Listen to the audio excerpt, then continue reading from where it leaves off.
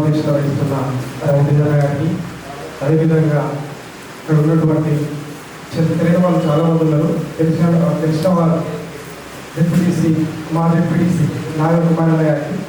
నా పేరు రవితేజ, మాది లింగంపేట గ్రామం, చంద్రుతి మండలం. మిత్రులారా, ఇంత గొప్ప ప్రోగ్రామ్ని మామూలుగా యూనివర్సిటీలోనే ఇటువంటి ప్రోగ్రామ్ జరుగుతూ ఉంటుంది.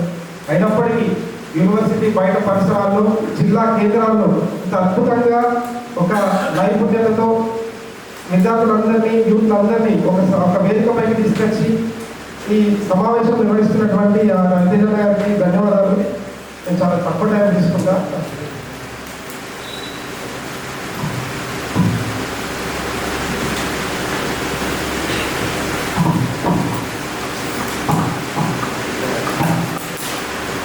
మిత్రులారా, మరి దశ తొలి దశ తెలంగాణ పోరాటానికి తన కవితలతో నాంది పలికినటువంటి గొప్ప కవి శ్రీ దాశరథి గారు ఒక మాట అంటారు, నా తెలంగాణ కోటి రత్నాల వీణ.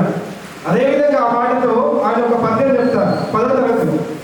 తెలంగాణలో గడ్డిపోచలు సంధించిన కృపాలము రాజు రావణుడు వాడి పీచవడిచను విదిలిపోయే జగమెల్ల ఏమి అంతో తెలియక రాకండి శత్రు తను పరంపరలకు సయ్యాడలాడేది అంటారు. అంటే తెలంగాణలో గడ్డి పోచ కూడా కత్తిస్తే యుద్ధం ఏదో నేర్పిస్తుంది అని చెప్పి ఒక గొప్ప పద్యాన్ని ఆ రోజు అందించినారు వారు. అటువంటి నైపుణ్యత ఉన్నటువంటి యువతకి ఈరోజు తెలంగాణ రాష్ట్రం సిద్ధించుకున్నటువంటి కాలం ఆ యువతకి ఇటువంటి సమావేశాలు, ఇటువంటి సందర్భాలు ఇంకా అనేకంగా కావాలి. ఆ సందర్భాల్లో, ఆ విశేషాల్లో ఈ గొప్ప కార్యక్రమాన్ని నిర్వహించినటువంటి మిత్రులందరికీ ధన్యవాదాలు.